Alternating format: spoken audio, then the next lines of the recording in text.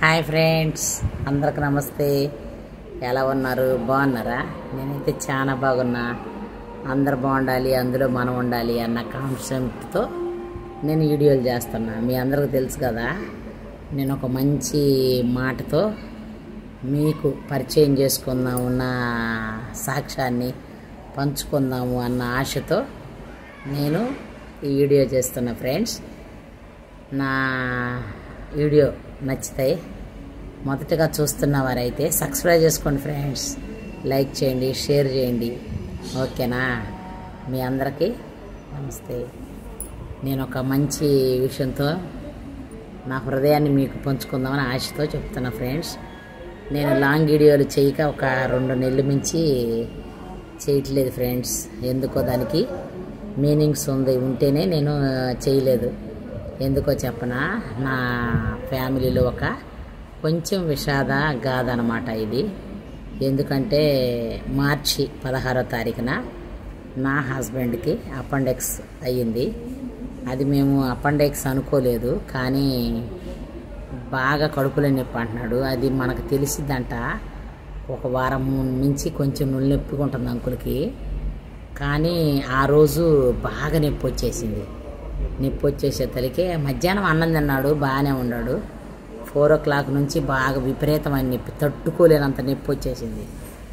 మనం పిల్లలు కానీ వాళ్ళకి కూడా అంత నొప్పులు రావు, అంత నొప్పి వచ్చింది.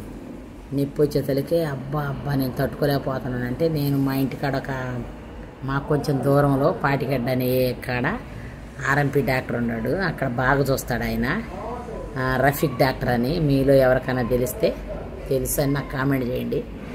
రఫీక్ డాక్టర్ గారి కాడకు పోతే ఒకవేళ ఆయన వల్ల అయితే మెడిసిన్ ఇస్తాడు. ఆయన వల్ల కాకపోతే పెద్ద హాస్పిటల్కి పోండి అని మాధవన్ హాస్పిటల్ అని రాస్తాడు.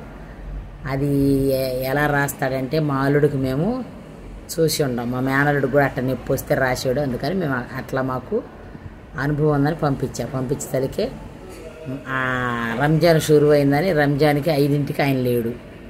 లేకపోతే ఎమర్జెన్సీ కానీ సన్షైను కిమ్స్ 2 కలిపి పెట్టారు మా ప్రకాష్ నగర్లో ట్యాంక్ కాడ, వాటర్ ట్యాంక్ కాడ. ఇంకా ఆ హాస్పిటల్లోకి ఎమర్జెన్సీకి వెళ్ళాడు. దాంట్లోకి కూడా ఎలా వెళ్ళగలిగాడంటే, నేను బ్యాక్ పెయిన్ వచ్చింది నాకు. రాగానే నన్ను తీసుకెళ్ళాడు ఫస్ట్, డైలీ రెగ్యులర్గా. ఎత్తకపోయేసరికి కొంచెం నాకు మంచిగా అనిపించింది. నాకు తగ్గిపోయింది కదా, నాకు తగ్గిపోయిద్దని ఆడవిడికి వెళ్ళిపోతే ఎమర్జెన్సీలో చేర్చుకున్నాను అంకుల్. చేర్చుకొని పెయిన్ కిల్లర్స్ అట్లా ఇచ్చితే కూడా కంట్రోల్ కాకపోతే నేను 5 o'clock పంపించా. నన్ను రోజు డ్యూటీ కాడ దింపుతాడు, నేను వెళ్ళే డ్యూటీ కాడకి. కానీ అంకుల్ ఆ రోజు దింపకుండా నేను ఆడ వర్క్ అయిపోయినాక బయటకు వచ్చినాక మా తమ్ముడితో పంపించా. మా తమ్ముడు ఫోన్ చేసి, అక్క స్కానింగ్ రాస్తున్నారు అక్క, ఎంఆర్ఐ స్కానింగ్ కట్టుకుంటా, ఎంఆర్ఐ స్కానింగ్ రాస్తున్నారు, బావకి నొప్పి తగ్గటలేదు, నువ్వు రాక్క అన్నాడు. అనగానే అమ్మో ఎందుకయ్యా, ఏం కడుపులో నొప్పి, ఏంది ఇది అనుకొని ఇంకా మా మేడం వాళ్ళతో నేను పంచుకున్నా ఆ మాటలో. అమ్మ ఇట్ట నా హస్బెండ్కి ఇట్ట నొప్పి వచ్చిందమ్మా, కడుపులో నొప్పి, ఎందుకో ఏమనమ్మా అని అనగానే, ఏం భయపడకు అనజా, అపెండిక్స్ కూడా వచ్చింది అంటే. అపెండిక్స్ ఆపరేషన్ నా హస్బెండ్కి 60 ఏళ్ళు అమ్మా, ఇంకేం వచ్చింది, 57 ఉండేలే అంకుల్కి, 50 ఏళ్ళోడికి ఆడొచ్చిద్దమ్మా అంటే, లేదు 100 ఏళ్ళకైనా 60 ఏళ్ళకైనా వచ్చింది, నువ్వేం భయపడక, అపెండిక్స్ ఏం కాదు అన్నాడు. అనగానే నాకు ఇంకా ఏడుపు ఆగలేదు. ఇప్పుడు మీకు నవ్వుతున్నానేమో కానీ ఏడుపు ఆగలేదు. ఆగకప్పుడు వెంటనే, యేసయ్యా నువ్వే నాకు తోడు, ఇంకెవరొద్దు, బంధువులు స్నేహితులు ఉండా వ్యర్థమే, బంధువులుండా త్రోసివేస్తారు, వ్యర్థమే అసలు వాళ్ళైతే. మనం ఏమైనా సహాయం అడిగామనుకో ఎడం చేయి చూపిస్తారు కానీ కుడి చేయి ఎవ్వరు చూపారు. నాకు అర్థమైపోయింది. యేసయ్యా నువ్వే అనుకొని, నా తోడు నీ ఉండగా ఒంటరిని కానెన్నడు,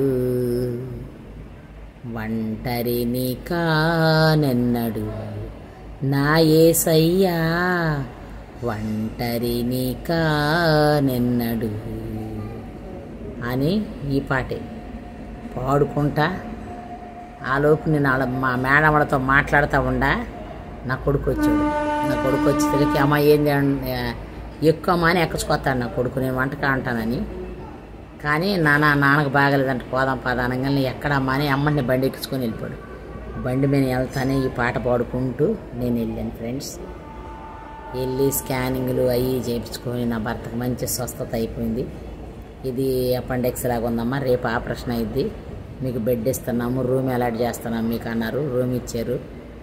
ఇంకా ఆపరేషన్ అయింది. ఇంకా పైసల గురించి అంటే చెప్పలేలే, అది ఇది గుడ్డు గుసు అని మాట్లాడుకుంటూ ఉన్నాము. అటు ఇటు చేసి 3 లక్షలు బిల్లు వేసేసారు వాళ్ళు. సాదా నార్మల్ ఆపరేషన్కి అయితే 50,000 ఆపరేషన్ అంట, ఒక 50,000 ఖర్చులు అయిపోయాము. 1,00,000 రూపాయలతో క్లోజ్ అయ్యేది. ఆ సన్షైన్ కిమ్స్ ఆసుపత్రిలో చాలా ఖరీదయ్యింది వైద్యం. ట్రీట్మెంట్ సూపర్ ఉంది. లేజర్ ట్రీట్మెంట్ అంట అది. లేజర్ ట్రీట్మెంట్ ద్వారా జల్దీ రికవర్ అయిపోయాడు అంకులు. మంచిగా తిండి పెట్టుకొని లేపుకున్నాము. ఇప్పుడు మంచిగా నా కొడుకు పెళ్లిలో కూడా నిలబడే శక్తి ఆయనకు వచ్చేసింది. అంత గట్టిగా అయ్యాడు అంకులు. అయితే ఎందుకు చెప్తున్నానంటే ఈ మాట నా సాక్ష్యాన్ని మీకు పంచుకున్నా. మీరు కూడా ఏదన్నా మన ఇంట్లో కుటుంబ సమస్యలప్పుడు అధైర్యపడొద్దు, దేవునికి చెప్పండి. ఫస్ట్ దేవుడికి. ఎందుకు మన ఇంట్లో సమస్య అయితే ప్రభువా ఈ కుటుంబం వలె పరలోకమందు కూడా, ఇహలోకమందు మేము కలిసి ఉంటున్నాం, పరలోకమందు కూడా కలిసి ఉండటానికి నా పిల్లలకి నాకు రక్షణ కలుగు చేయని ప్రార్థించుకున్నా. ఫస్ట్ నాకు రక్షణ కలుగు చేశాడు. తర్వాత ఇహలోకమందే కాదు ప్రభు, భార్యాభర్తలుగా మేము ఉంటాం, పరలోకమందు కూడా ఉండాలి ప్రభు, నా భర్తకు కూడా రక్షణ దయచేయి ప్రభు అని ప్రార్థించుకున్నా. నా భర్త కూడా రక్షణ పొందుకున్నాడు. నా పిల్లలు ఒక బాబు తీసుకున్నాడు, 2 బాబులు తీసుకోవాలి, ఇంకా రక్షణ పొందుకోవాలి. వాళ్ళ కోసం కూడా ప్రార్థిస్తున్నా, వారికి కూడా బాప్తిసం ఇచ్చేస్తా. కానీ ఎందుకు చెబుతున్నా అంటే మన ప్రార్థన మన పెదవులతో, మన నోటితో, మన నాలుగుతోనే దేవుణ్ణి అడగాలి. ఇతరుల మీద డిపెండ్ అవ్వద్దు. ఇతరులకు చెప్పామా చేయమని, చేస్తే చేస్తారు, లేకపోతే వాళ్ళే అడుక్కుంటారు సమస్యలు, మన అడగరు. కనుక ఎంత గొప్ప పాస్టర్లైనా సరే మన కళ్ళ ముందే చేస్తారు ప్రేయరు. మనం వాళ్ళ కళ్ళ ముందు లేవనుకో చెయ్యరు. ఫ్రెండ్స్, నేను నిజాలు చెబుతున్నా. కటువుగా అనిపిస్తే నన్ను క్షమించండి. ఇదే, ఎంత పెద్ద పాస్టర్ అయినా సరే మనం కనపడితేనే మన కోసం ప్రార్థిస్తారు. వనజాని కాపాడు ప్రభువా, ఇంకా ఎవరైతే ఉంటారో వాళ్ళని కాపాడు ప్రభువా అంటారు మన పిల్లల్ని. కానీ ఇప్పుడు నేను అంటున్నా, నా స్థానంలో ఎవరైనా ఉంచుంటే వాళ్ళని కాపాడు ప్రభు అని అడుగుతారు.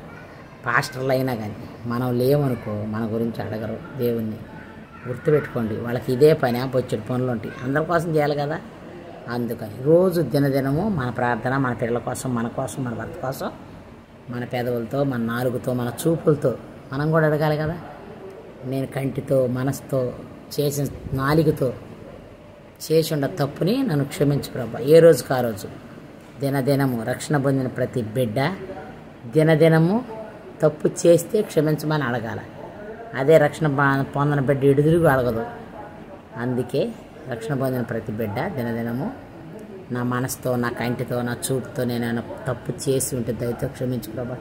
చేస్తాం ఎందుకు చేయం, చేసి ఉంటే కాదు, చేసేను ప్రభు అని ఒప్పుకున్నా ఇంకా క్షమిస్తాడు.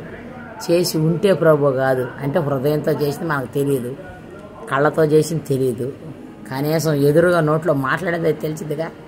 చేశాను ప్రభువా, పలానా మనిషిని పలానా దోషకరంగా నేను నోటితో మాట్లాడాను, నా దయతో క్షమించివేయని అడగాల. దేవుడు తప్పకుండా క్షమిస్తాడు. ఫ్రెండ్స్, మీరు ఎదుటి మీద డిఫెండ్ ఎట్ట తెలుసా, వ్యర్థమే. ఎదుటి వారి మీద డిఫెండ్ అయ్యే మాట వ్యర్థం. ఎందుకో చెప్పంటావా, ప్రభువే చెప్పాడు, వ్యర్థమే అంత వ్యర్థమే, సమస్తము వ్యర్థమే వ్యర్థమే, ఓ నేస్తమా యోచించుమా, సూర్యుని క్రింద అంతా శూన్యమే, లోకములో మమతలన్నీ శూన్యమే, లోకభోగములన్నీ క్షణికమే, నీ దేహములయమగుట ఖాయమే, ప్రభుయేసే నీ జీవిత గమ్యము, సత్యదైవమే చెప్పు నిత్య సత్యము, సత్యదైవమే చెప్పు నిత్య సత్యము ఓ నేస్తమా యోచించుమా సూర్యుని క్రింద అంతా శూన్యమే. ఈ సూర్యుని క్రింద అబద్ధాలు, నరహత్యలు అన్నీ శూన్యమే. ఎందుకు ఏమన్నా మన మాట చెప్పినా, ఎవరి మీద మనం డిపెండ్ అవుదామని చెప్పిన ఆ మాటలు కూడా శూన్యమే. కనుక మనకు మనమే దేవుని పశ్చాత్తాపంతో అనుకోవాలి, ప్రతిదీ పొందుకోవాలి. నాలాగా మీరు కూడా ప్రతిదీ దేవుని అడగండి, పొందుకోండి ఫ్రెండ్స్. ఒకళ్ళ మీద ఆధారపడకండి. అలాగే నా ఛానల్ చివరిదాకా చూడండి, నచ్చితే లైక్ చేయండి, షేర్ చేయండి, సబ్స్క్రైబ్ చేయండి ఫ్రెండ్స్. నా వీడియోని ముందుకు తీసుకుపోండి. ఓకేనా? అందరికీ ప్రైజ్ లార్డ్.